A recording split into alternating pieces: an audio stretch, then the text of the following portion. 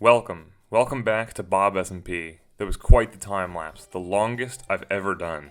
The color saturation messed up at the beginning because I went through so many exports as it was just so many hours of footage. This build has taken me many days of IRL time, and that was just the opening of our video. Are we Hermitcraft levels of Minecraft yet? Anyway, let's take a look inside. This build is called Westerberg. It's our mega-scale trading hall for our librarian villagers, and will have a place in our city lore as a university. It's named after the high school from Heathers, but Westerberg is also apparently a town name in Germany, so let's go. We have a little bit of a lighting problem, looks like some zombies got in here, but we will work working on that over time, and we can secure these guys for some even cheaper trades. My goal is to get as close to 50 villagers in here as possible, mainly librarians and cartographers, but also some clerics, as we have a ton of room in addition to this Hogwarts-style grand hall with floating candles. I'm storing up on book and quills as well, so we can write lore bits or pieces of university knowledge and store them in this building in the library so that other players can come here and read cool things while on the SMP. This will also be a pivotal build for our upcoming roleplay episodes, because in the lore, my Illager character, the Nether King, used to be a student here, Tom Riddle style. We may have finished the exterior of the building, but we have a massive amount of landscaping ahead of us to get this university and campus in tip-top shape. Minecraft is all about building, so I'm going to try and give you all my building processes and tips so you can make similarly cool or cozy areas on your own world or SMP. We need paths, and instead of trying to automatically place them and just freestyle it, what I like to do is outline where they might be with netherrack and then fly around to get an aerial view of what the path will actually be like. From there we can envision the path and the bridges that we will make and make adjustments as needed. For the path itself, mixing gray and green texture blocks like mossy cobblestone and andesite is going to be our best friend. I couldn't even get 2 seconds into making the path, and Dumbledore over here was already trying to jump from the roof. I gave him a little bit of a helping push. We're doing all of this landscaping so the university will look better from the other areas in our city.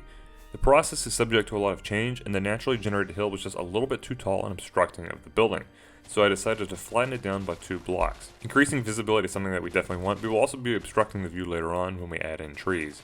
But just in general, sloping out or altering the natural terrain is just part of it, making an area look nicer. In the middle of Westerberg's Great Hall, I decided to make a map room of our area. These 3 main islands in the center is our continent that holds New Pog City, and of course, its newest addition, Westerberg University. As we landscape and add paths, these maps will show our progress, which is really exciting. We mainly made this build as a trading hall for every librarian with every enchanted book in the game, and we've got everything from mending to quick charge to channeling. However, librarians also sell glass, and this is why we are in a prime position to start selling glass to other players here on the server. I've been collecting some over time, so let's get back to spawn and make a little shop. I don't know if it's little. Last episode we made a purple and black crystal ball held by a skeleton hand to be our aviary for our pet phantoms. I liked that idea and thought that a red orb coming straight from the nether would be easy but interesting build for a glass shop. We just don't want to stick a chest down and have other players buy our stuff. We want our shops to be pretty unique and interesting. I dug a hole so that this crystal ball would be coming over the earth and not super high up in the air. It is definitely bigger than the one we made last episode. We get our glass from villagers, so I was thinking that in our lore, the Nether King has villager like slave children mines out in the desert, and then all that sand gets smelted in the lava of the nether itself, and that this skeletal hand is one of our demonic minions that is bringing it up to the overworld for purchase. In addition to glass, I'm thinking I'm going to sell some nether blocks here as it suits the theme of the build.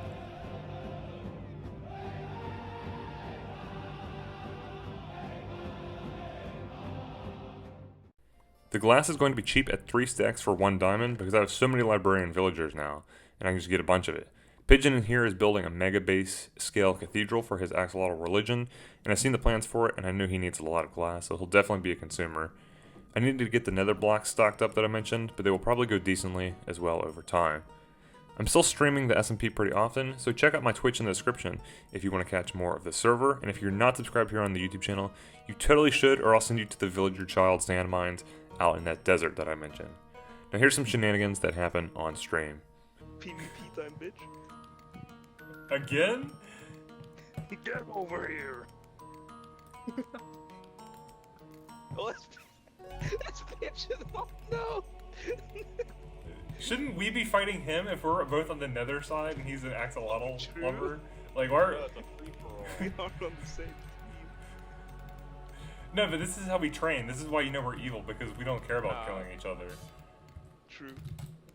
Oh, oh, Get back here, coward. whoa! That was pretty fun.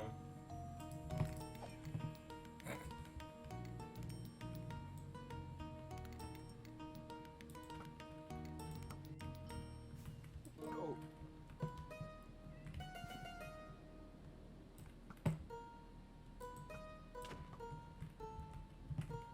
I like having the stream on the background because it gives me an indication of the time. Bye bye. Most people can just like go outside their door, but Oh, I cannot. We are very good at PvP. oh, that's evil. Oh, my totem. It popped. Ah! Alright, you win. Okay. Get back here. That was pretty close. No, dude, you won. I have a totem. Okay, I win. You win. Bro, everyone's Kill coming them. online today. Hello, PJ. Everyone except for me.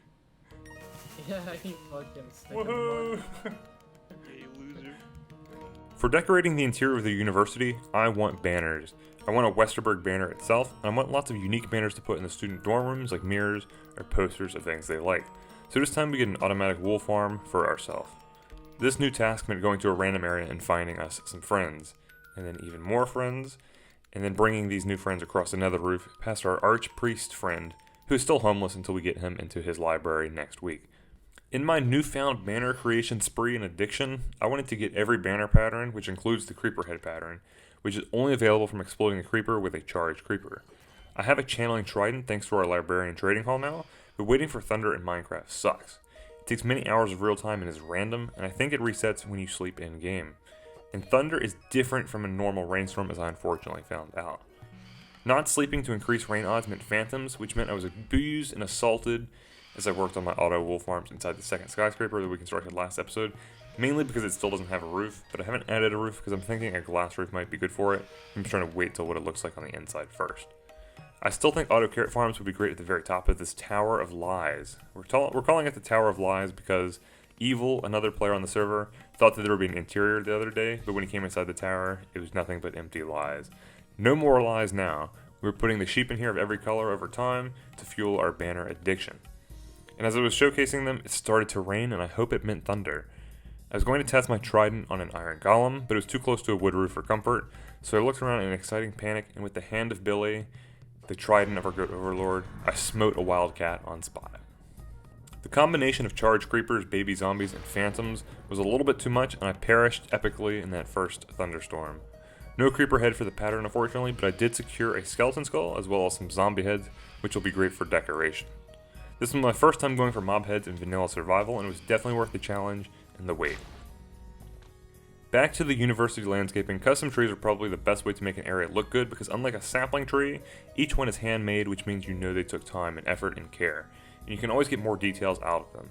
Before today, I hadn't really made any custom trees and was horrified at the idea, and I'm not saying mine are the best or look great because they're not the best out there, but I am happy with how they're coming out and feel a lot more confident with organic builds like trees lately.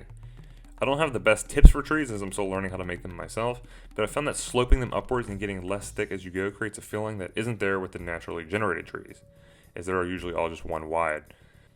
Random fence gates or trapdoors also help the tree look just a little bit more detailed. Placing the leaves is the least fun part, and it's, in my opinion, the hardest part to make look the best. But for these Darko trees, I'm going for a willow tree vibe, so I was able to easily just hang the leaves off to the side and make them actually look pretty decent. And after many nights of tree making and flower placing for our landscape, we got more thunder. I still lost a totem to some charged creepers, but we were able to successfully get a creeper head, which means we got a banner pattern. The lost totem won't be a problem, as I think in the next episode it's time we make our raid farm and truly crown ourselves as the immortal Nether King. What would a university be without a groundskeeper? That's right, we made the floating candles in the Great Hall and then added Hagrid's hut here on the campus grounds, complete with all of those pumpkins, right? Should we get a Ravager or a horse and name it Buckbeak?